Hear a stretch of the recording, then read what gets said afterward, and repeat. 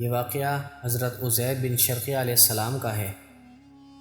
جب بنی اسرائیل کی بدعمالیاں بہت زیادہ ہو گئیں تو ان پر خدا کی طرف سے یہ عذاب آیا کہ بخت نصر نامی ایک کافر بادشاہ نے بہت بڑی فوج کے ساتھ بیت المقدس پر حملہ کر دیا اور شہر کے 1,00,000 باشندوں کو قتل کر دیا اور 1,00,000 کو ملک شام میں ادھر ادھر بکھیر کر آباد کر دیا اور 1,00,000 کو گرفتار کر کے لونڈی اور غلام بنا کر لے گیا۔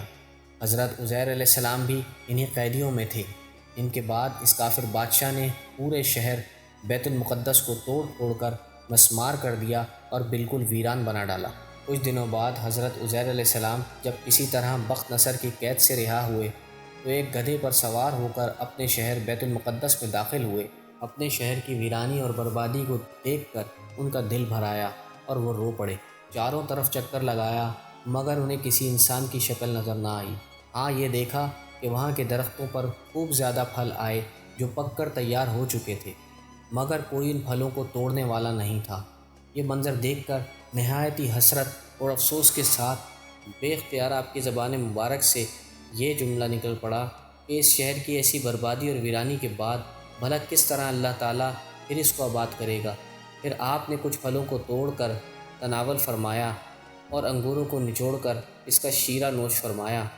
پھر بچے ہوئے پھلوں کو اپنے جھولے میں ڈال لیا اور بچے ہوئے انگور کے شیرے کو اپنی مشت میں بھر لیا اور اپنے گدھے کو ایک مضبوط رسی سے باندھ دیا اور پھر ایک درخت کے نیچے لیٹ کر سو گئے اور اسی نیند کی حالت میں آپ کی وفات ہو گئی۔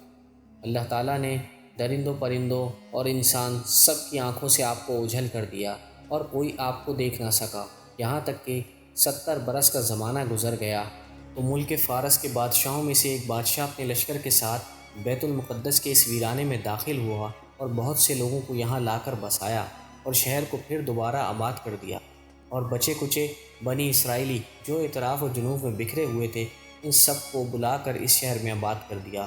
ان لوگوں نے نئی قسم کی عمارتیں بنا کر اور قسم قسم کے باغات لگا کر اس شہر کو پہلے سے بھی زیادہ خوبصورت اور بارونق بنا دیا۔ جب حضرت عزیر علیہ السلام کو پورے 100 برس وفات کی حالت میں ہو گئے تو اللہ تعالیٰ نے آپ کو زندہ فرما دیا۔ تو آپ نے دیکھا کہ آپ کا گدھا مر چکا ہے اور اس کی ہڈیاں گل سڑ کر ادھر ادھر بکھری پڑی ہیں، مگر تھیلے میں رکھے ہوئے پھل اور مشت میں رکھا ہوا انگور کا شیرہ بالکل خراب نہیں ہوا، اور نہ پھلوں میں کوئی خرابی اور نہ شیرے میں کوئی بوباس پیدا ہوئی ہو۔ اور آپ نے یہ بھی دیکھا کہ آپ کے سر اور داڑھی کے بال کالے ہیں اور آپ کی عمر وہی 40 برس ہے۔ آپ حیران ہو کر سوچ بچار میں پڑے ہوئے تھے کہ اچانک آپ پر وحی اتری اور اللہ تعالیٰ نے آپ سے دریافت فرمایا کہ اے عزیر، آپ کتنے دن تک یہاں رہے؟ تو آپ نے خیال کر کے کہا کہ میں صبح کے وقت سویا تھا اور اب عصر کا وقت ہو گیا ہے۔ تو اللہ تعالیٰ نے فرمایا کہ نہیں اے عزیر، تم پورے 100 برس یہاں ٹھہرے رہے۔ اب تم ہماری قدرت کا نظارہ کرنے کے لیے ذرا اپنے گدھے کو دیکھو کہ اس کی ہڈیاں گل سڑ کر بکھر چکی ہیں، اور اپنے کھانے پینے کی چیزوں پر نظر ڈالو کہ ان میں کوئی خرابی اور بگاڑ پیدا نہیں ہوا۔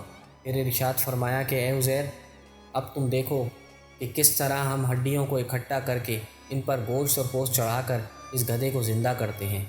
چنانچہ حضرت عزیر علیہ السلام نے دیکھا کہ اچانک بکھری ہوئی ہڈیوں میں حرکت پیدا ہوئی اور ایک دم تمام ہڈیاں جمع ہو کر اپنے اپنے جوڑ سے مل کر گدھے کا ڈھانچہ بن گیا، اور لمحے بھر میں اس ڈھانچے پر گوشت پوست بھی چڑھ گیا اور گدھا زندہ ہو کر اپنی بولی بولنے لگا۔ یہ دیکھ کر حضرت عزیر علیہ السلام نے بلند آواز سے یہ کہا کہ میں خوب جانتا ہوں کہ اللہ سب کچھ کر سکتا ہے۔ اس کے بعد حضرت عزیر علیہ السلام شہر کا دورہ فرماتے ہوئے اس جگہ پہنچ گئے جہاں 100 برس پہلے آپ کا مکان تھا، تو نہ کسی نے آپ کو پہچانا اور نہ آپ کسی کو پہچان سکے۔ البتہ یہ دیکھا کہ ایک بہت ہی بوڑھی اور اپاہج عورت مکان کے پاس بیٹھی ہے جسے اپنے بچپن میں حضرت عزیر علیہ السلام نے دیکھا تھا۔ آپ نے اس سے پوچھا کہ کیا یہی عزیر کا مکان ہے؟ تو اس نے جواب دیا جی ہاں۔ پھر بڑھیا نے کہا عزیر کا کیا ذکر ہے، ان کو تو 100 برس ہو گئے کہ وہ بالکل ہی لاپتہ ہو چکے۔ یہ کہہ کر بڑھیا رونے لگی تو آپ نے فرمایا اے بڑھیا، میں ہی عزیر ہوں۔ تو بڑھیا نے کہا سبحان اللہ، آپ کیسے عزیر ہو سکتے ہیں؟ آپ نے فرمایا اے بڑھیا، مجھ کو اللہ تعالیٰ نے 100 برس مردہ رکھا، پھر مجھ کو زندہ فرما دیا اور میں اپنے گھر آ گیا ہوں۔ تو بڑھیا نے کہا کہ حضرت عزیر علیہ السلام تو ایسے باکمال تھے کہ ان کی ہر دعا مقبول ہوتی تھی۔ اگر آپ واقعی حضرت عزیر علیہ السلام ہیں تو میرے لیے دعا کر دیجئے کہ میری آنکھوں میں روشنی آ جائے اور میرا فالج اچھا ہو جائے۔ حضرت عزیر علیہ السلام نے دعا کر دی تو بڑھیا کی آنکھیں ٹھیک ہو گئیں اور اس کا فالج بھی اچھا ہو گیا۔ پھر اس نے غور سے آپ کو دیکھا تو پہچان لیا اور بولی کہ میں شہادت دیتی ہوں کہ آپ یقیناً حضرت عزیر علیہ السلام ہی ہیں۔ اور بڑھیا آپ کو لے کر بنی اسرائیل کے ایک محلے میں گئی۔ اتفاق سے وہ سب لوگ ایک مجلس میں جمع تھے۔ اس مجلس میں آپ کا بیٹا بھی موجود تھا جو 118 برس کا ہو چکا تھا، اور آپ کے چند پوتے بھی تھے جو سب بوڑھے ہو چکے تھے۔ بڑھیا نے مجلس میں شہادت دی اور اعلان کیا کہ اے لوگوں، بلا شبہ یہ حضرت عزیر علیہ السلام ہی ہیں۔ مگر کسی نے بڑھیا کی بات کو صحیح نہیں مانا۔ اتنے میں ان کے لڑکے نے کہا کہ میرے باپ کے دونوں کندھوں کے درمیان ایک کالے رنگ کا مسا تھا جو چاند کی شکل کا تھا۔ چنانچہ آپ نے اپنا کرتا اتار کر دکھایا تو وہ مسا موجود تھا۔ پھر لوگوں نے کہا کہ حضرت عزیر علیہ السلام کو تو تورات زبانی یاد تھی، اگر آپ عزیر ہیں تو زبانی تورات پڑھ کر سنائیے۔ آپ نے بغیر کسی جھجک کے پوری تورات پڑھ کر سنا دی۔ بخت نصر بادشاہ نے بیت المقدس کو تباہ کرتے وقت 40,000 تورات کے عالموں کو چن چن کر قتل کرا دیا تھا اور تورات کی کوئی جلد باقی نہ چھوڑی تھی۔ اب یہ سوال پیدا ہوا کہ حضرت عزیر نے جو تورات پڑھی ہے یہ صحیح ہے یا نہیں؟ تو ایک آدمی نے کہا کہ میں نے اپنے باپ سے سنا کہ جس وقت ہم لوگوں کو بخت نصر نے گرفتار کیا تھا اس دن ایک ویرانے میں ایک انگور کی بیل کی جڑ میں تورات کی ایک جلد دفن کر دی تھی۔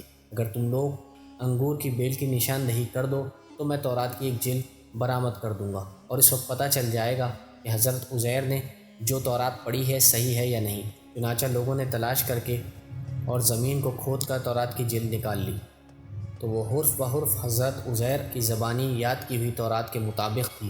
یہ عجیب و غریب اور حیرت انگیز ماجرا دیکھ کر سب کے سب لوگوں نے ایک زبان ہو کر یہ کہنا شروع کر دیا کہ بے شک حضرت عزیر یہی ہیں اور یقیناً یہ خدا کے بیٹے ہیں۔ چنانچہ اس دن سے یہ غلط اور مشرکانہ عقیدہ یہودیوں میں پھیل گیا کہ معاذ اللہ حضرت عزیر علیہ السلام خدا کے بیٹے ہیں، اور آج تک دنیا بھر کے یہودی اس باطل عقیدے پر جمے ہوئے ہیں کہ حضرت عزیر اللہ کے بیٹے ہیں۔